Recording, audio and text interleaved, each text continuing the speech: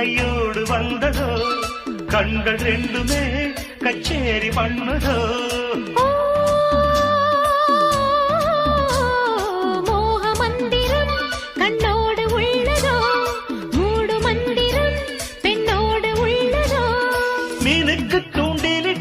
யானை வந்தது மேகத்தை தூதுவிட்டாய் வானம் வந்தது இதுபோல் இதமோ சுகமோ உலகத்தில் இல்லை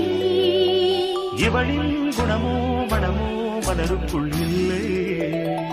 சேலை கட்டும் பெண்ணுக்கு ஒரு வாசம் உண்டு கண்டதுண்டா கண்டவர்கள் சொன்னதுண்டா